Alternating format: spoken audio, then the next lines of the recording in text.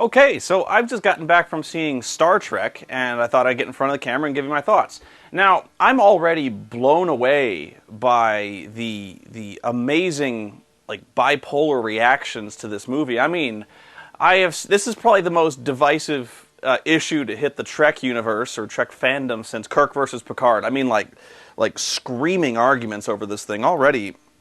I've seen people come out of the theater giving this their highest recommendation, 5 out of 5 stars. I've never walked out of a movie happier. And conversely posting horrible reviews on the message boards, saying this essentially took the Trek franchise out behind the woodshed, took a shotgun and just blew its brains out, or it raped the franchise, things like that. And I guess to help you understand where I'm coming from in this, I think once again this comes to fan perspective. What kind of fan are you when you watch this movie? I come at it from the perspective of a fan who kind of stopped watching it after Next Generation.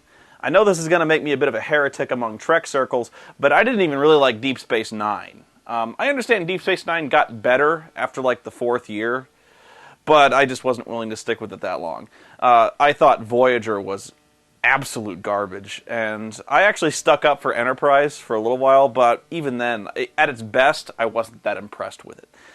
But I think I just kind of I saw a lot of Next Generation, and I liked it, and when that was over, I was kind of done with it. I wasn't really interested to see where else it could go. I mean, I was just kind of done with it, so I wasn't really obsessed, but I do like Trek a lot. I mean, I own the original series on DVD. I love it. I watch it all the time. I do have the unique gift of being able to admit that the original series is really, really cheesy, which I think a lot of Trek fans actually cannot do. Kind of like Doctor Who. I think one of the most important things a Doctor Who fan needs to be able to admit is that the show sucks, but they still like it. There's kind of a disconnect there. You can, if you watch the BBC Doctor Who show, you can go oh, this show sucks, but it's still awesome. So I think in that regard, I think the original Trek kind of rides that same wave. It kind of stinks. In fact, it stinks most of the time. But just watching it is awesome. It's Trek. You can't go you can't go wrong with that. And so from that same perspective, I don't have a problem with hardcore Trekkies. I admire your ability to watch crap like Voyager and love the technobabble, love the aliens, love that whole Federation spirit of human manifest destiny that kind of permeates the entire Trek franchise, and still love it. But I think that's where the line is I think the casual fans of Trek really, really like it. And I think the hardcore fans of Trek feel just betrayed, just completely left out in the cold by this movie. And I'll tell you why. And I'm going to warn you that spoilers are total devastating spoilers are absolutely incoming. This movie revolves around a time travel plot. Long story short, too late, the Romulans somehow, or a Romulan ship somehow gets pulled back through time, and upon getting back into the past, it immediately encounters the starship that has Jim Kirk's father on it. They destroy the ship, creating a divergent timeline where Kirk's father is dead, and basically they make it very clear from that point on that it's a divergent timeline. Everything you know from that point is wrong. So there are no guarantees. Nothing you know of the Trek series from that point on applies. And that point is especially hammered home by the fact that the planet Vulcan itself is destroyed. So there is no hope, barring another time travel plot device, to restore things to status quo. Vulcan is gone. And so that made fans furious. And I can kind of get why, but at the same time, I kind of wish fans would calm down a little bit about this. Okay, they're basically arguing that you've destroyed Vulcan, you have sent things back essentially to square one. The only thing that you can consider canonical is Star Trek Enterprise and maybe the movie First Contact. And from now on, the entire series, every series beyond that, original series, Next Gen, Deep Space, is invalidated. What have you done? And you know what? Get over it. And I guess that's my point is, it's not like the series of Star Trek you knew. It's not like you're not allowed to watch original series. It's not like your DVDs of Next Generation or Deep Space Nine are suddenly blank. It's not like you're going to put them in and be like, oh no, the timeline's been changed. Nothing applies. It's okay. Really, it's okay. You don't need to worry. You need to do what us Highlander fans and a great majority of Star Wars fans do. If you don't like it, like, get angry over it for a very brief period of time, then go into a severe drinking fit, and then pretend the sequels you like don't exist. Like, Highlander 2 didn't happen. I can live with that. There were no prequels. Like, that's some kind of parallel dimension seepage that, like, there were no prequels. Like, Jar Jar Binks, that was a sick joke. I mean, you're kidding, right? The Immortals from Planet Zeiss, that didn't happen. Just pretend it didn't exist. If you don't like it, I mean, that's not a big deal. You can't, like, some people are like, I can't do that. It says Star Trek on it. Just forget about it. If you don't like the movie, you don't like the movie, but it didn't take the franchise out back and shoot it in the head. Your DVDs are still good. And really, the franchise got shot in the back of the head with The Undiscovered Country. And I think in some cases you should be grateful for what you got. Trust me, after watching the original series, you know, Captain Kirk wrestling with the giant lizard man, can you really play this card with me that this series was some kind of holy grail that needed to be protected and scrutinized? Its plot sanctified and worshipped, that, you know, nothing could ever be wrong with this. Believe me, the Star Trek continuity has more holes in it than a wiffle ball. But I get it. It's a slap in the face, especially if you grew up watching these series and you love them, and all of a sudden you're like, nope, didn't happen, all a dream. I get it, but just don't. If you don't like the movie, you don't like the movie. You don't need to, like, go into hyperbole and, like, say it raped my ancestors. You know, my childhood is laying on a bed crying and repressing memories. You know, whatever. But you know, in this regard, I thought it was a very entertaining movie. I thought the production values were sky high. In fact, maybe too high. It looked maybe a little too slick. But you know what? It was loud, it was dumb, and it was also very, very entertaining. And I think, man, I really liked the actors that were cast in this. And at first, I didn't think I would. But I think the biggest call out I have to make to the actors in this movie was Carl Urban as Bones McCoy. Dude, that guy is scary. That impression of Dr. McCoy, you need to stop that, because that was freaking me out. That was awesome. I can't even do it. He was that good at that. Man, it was weird. But okay, I can't really go on about what I liked, just because, you know, I walked out of that theater pretty happy. You know, a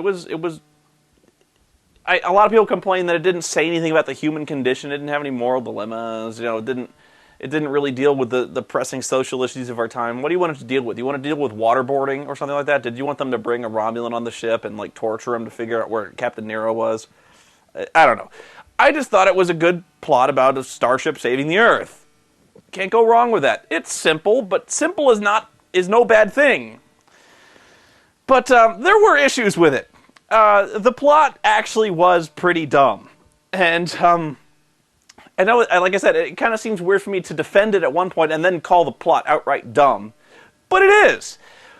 But again, it's Trek. You know, I grew up expecting that kind of pretty simplistic plot. But there were a lot of elements with Star Trek that actually, the inner snark in me, the inner Mystery Science Theater nerd, really couldn't let go. So I think what I'll do is I probably won't remember them all unless I kind of step through the movie plot element by plot element. And I hope you'll correct me, because I kind of want to understand the issues I'm bringing up. Okay, so the entire movie revolves around the planet Romulus getting destroyed. So basically what happens is the Romulans come to the Vulcans, or the Federation or whatever, saying, you need to hurry, like, right now. Our sun is going supernova, and you need to stop it, or Romulus will be destroyed. And so Spock goes, I'll help you. So they get this gigantic red ball of what's called red matter, or the magic gooey substance that creates black holes, which we will never explain beyond this. He loads it into a really fast ship, and he goes out to save them. But unfortunately, Spock forgets to carry the one, he arrives too late, and the supernova destroys Romulus. Now, Spock's plan was to avert the supernova by shooting the red matter into the supernova, which would collapse the star and turn it into a black hole. And that saves Romulus how? Congratulations, everyone! I have stopped the supernova and have collapsed your star into a black hole. You're saved! Hey, why is everyone looking so cold? Oh, you needed that. The sun, right? Sorry. So, like, collapsing their sun into a black hole, that saves Romulus? Okay, the way I explained it, and this is probably more thought than they actually put into the plot, was that it wouldn't instantly collapse the supernova into a black hole, but it would buy enough time for them to evacuate Romulus. That's my defense. I'm sticking to it. But anyway, it happens all too late. Romulus gets wiped out, and Captain Nero, the captain of a Romulan mining vessel, sees this happen. He gets pissed off and attacks Spock. During the chase, they both get pulled into a black hole, the black hole that Spock created. Nero goes in first, emerges on the other side of the past. He emerges like 125 years in the past or something like that, and immediately encounters the USS Kelvin, which is the ship that Jim Kirk's father was on. Nero, pissed off, just blindly attacks them and destroys them with just torpedoes. And then, realizing that Spock has not come through the time portal yet, decides to wait. And he proceeds to wait for 25 years. He emerges from a black hole and sits there for 25 years. That was the best plan he had. He was just like, Spock's coming through that son of a bitch eventually, and when he does, I'm going to be there, and I'm going to shove this torpedo right up his ass. I understand that he wants to avenge Romulus, and I understand that he wants to avenge his wife, and I know I can definitely sympathize with the fact he wants to slap Spock upside his fucking Vulcan head. I get that. But you're telling me in 25 years, he didn't, the brainwave never occurred to him that, hey, I'm in the past. I can do anything like avert the destruction of Romulus. Did he never consider that he might actually contact the Romulan Empire and warn them that on this specific star date that the sun was going to explode? So they might want to look into stopping that. He never considered going somewhere else, maybe just to kill time, or like, okay, and that's, by the way, the most loyal crew I think I've ever heard of on a Romulan ship that's willing to just sit there and play with themselves for 25 years, not moving, drinking recycled urine, and eating the same kind of Romulan food pellets. Like, they never decided to make a pizza run or nothing like that. They just sat there for 25 years. And by the way, what was the Kelvin doing right next to the Romulan planet? I don't know. But, what else was going on? And that, basically what we do is we skip forward like 25 years to when Jim Kirk is grown up. And basically the most ludicrous part of this movie for me was how fast Jim Kirk goes from cadet to Starfleet captain of the Enterprise, the flagship of the Federation, in a day. One day. And they actually did their best to make that plausible, but where they really fell short was basically Kirk is smuggled on the Enterprise. He tells them that the Romulans are actually attacking Vulcan, that it's not a natural disaster, and Captain Pike, he's like, okay, you guys come over here. Spock, you're in charge of the Enterprise while I go deal with this Romulan thing. Jim, you're first officer. And you're like, wait, what? He goes from cadet to acting first officer of the Enterprise. You're telling me there was nobody on the ship. Like, why did Pike do that? Acting first officer. This guy, it's like putting the fry cook trainee at McDonald's in charge of an Aegis class aircraft carrier. He just don't do that. It's like he hasn't been trained for this kind of thing. But he has been trained in like supersonic space diving onto a little teeny space platform with a parachute. He's been trained for that. That's no problem. And all right. And by the way, what's with the Romulan Star Cruiser? Like, does OSHA not exist in the Romulan Empire? There's just like these gigantic 3-mile deep precipices that to cross them you basically have to jump over gigantic 60-foot chasms and land on the other side. There's no catwalks, there's no railings, there's not even like a little fireman's pole. No, you just jump, and if you misjudge the jump, you're fucked. You're gonna fall 3 miles into the infinite abyss. Okay, that's great. Thanks. Oh, what else did I have a problem with? Man, I can't remember. Give me a minute. I remember what else I was going to say, and they were kind of minor nitpicks. Another thing about the Romulan ship, I never understand why in every like alien space movie I ever see, the bad guys always inhabit this really, really grungy ship, and it's always like the most poorly lit ship in existence. Now, this one has more justification than most, being that it's a mining vessel, so I'm going to cut it some slack on looking like a roughneck oil rig. But still, these guys are always walking around, the light is always green and coming from like underneath the floorboards, so they're always shadowed in this like lime green light, and they're like, it's all steamy, and they always look like they're all sweaty and greasy, and they're like, I had a really wonderful day today, but I can't read a damn thing. It's too green in here. And why are there gigantic standing pools of water in the spaceship? Never got that. And this is probably the most common issues that I've seen raised, but they're worth raising. One, you really used the song Sabotage in the opening scene where you meet Jim Kirk, where he's like rebelling and driving a car. Okay, A, that scene contributes essentially nothing, and 2, Sabotage. You know, you thought Faith of the Heart was kind of anachronistic, and you put Sabotage. Not good. The second thing was I actually thought the romance between Spock and Uhura, totally out of left field, contributed nothing, and really wasn't earned, and actually seemed really out of character for Spock. And I thought they really tried to break Spock's character a little bit too much by having him fly into these rages like all the time with the pushing him into violence, and you know, like, you really need to reinforce the fact that he is Vulcan, you know, that he does have some kind of control over his emotions, but instead it seems like, you know, he's breaking his little meditative trances all the time. You know, he's nailing Uhura all the time, which kind of goes against that whole Pon farr thing. But once again, I am now regressing into the into Star Trek fanboyism. I actually don't even know what all that Pon farr thing is. I actually only thought they got wild once every 7 years. Actually, I thought they kind of kept it tucked back until then. But I don't know. I think in Enterprise that T'Pol or whatever her name was getting it on like all the time. I don't know.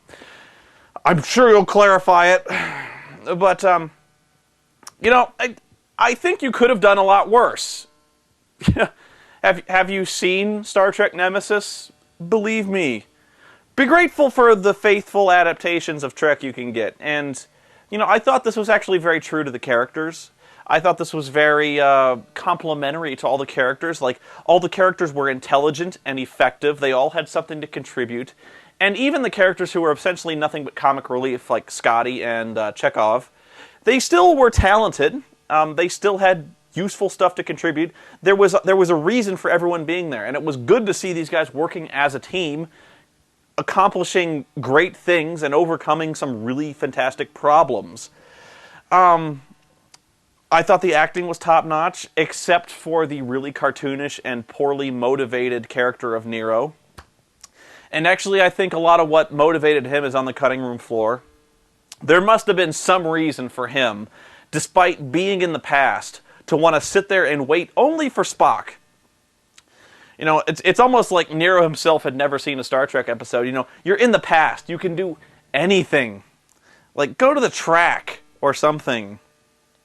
You could probably freeze yourself and meet your wife all over again. Or meet yourself. Hell, that'd be great. You know, meeting the parallel version of yourself and then, like, having 2 Neros. Anyway. But, you know, I walked out of it entertained. It had problems. Every movie has problems. But if you feel betrayed, if you feel cold and alone and in the dark, and you feel this movie really took Star Trek and bent it over, like, and took Roddenberry's carcass and bent that over too, just don't watch it. You know, I got a lot of movies that come in a series that I don't like. There's kind of a gap between Highlander 1 and 3, and I'm considering taking 3 out as well, In fact, I think the only one that still has a place there is number 1, so there's not even really a series, there's just the one movie. It's called Selective Amnesia, and it works wonders for nerds.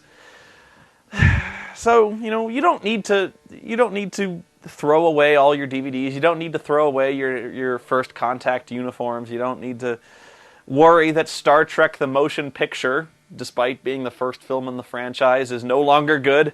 It's still crap. It's always been crap. And you know what? The Wrath of Khan is still the best one. But who's counting? You don't need to defend the franchise. It doesn't need defending. It's Trek. You got a guy fighting a giant rubber monster in about half the episodes. And besides that, I think the biggest Trek ever took it in the ass was that episode of Voyager where where Ensign Paris, what is his rank anyway? Paris and Janeway get turned into lizards and they fuck and they have lizard babies. It doesn't get any worse than that. So if you're going to be mad at that episode, because that was one of the only episodes I saw and it was just about the worst sci-fi script ever penned. Oh, and where's the time travel police? I remember watching a couple episodes of Voyager where that ensign guy, the guy who never gets promoted despite being on the Voyager and fighting for years and years and years, I remember he actually gets back to the Alpha Quadrant, and then he decides to go back in time to warn the Voyager about being destroyed, and then, the time police come down on him, and they're like, "You're in big trouble, mister. You shouldn't change the past like that." Where were they? I don't know. Yeah, you'd think they'd kind of pull Spock aside and pull Nero aside and say, "Look, you two need to stop it, okay? No more creating singularities." Anyway, I've gone on long enough. Watch the movie. Try to be entertained. But I defy you to find a single frame in that movie that does not have a lens flare in it. My God, J.J. Abrams, you are way out of control, man. Way out of control. The lens flares have to stop. It was like looking into the sun. Stop it. But hey, I'd look forward to a second movie as long as he did away with the lens flare. Until then, true believers, live long and prosper.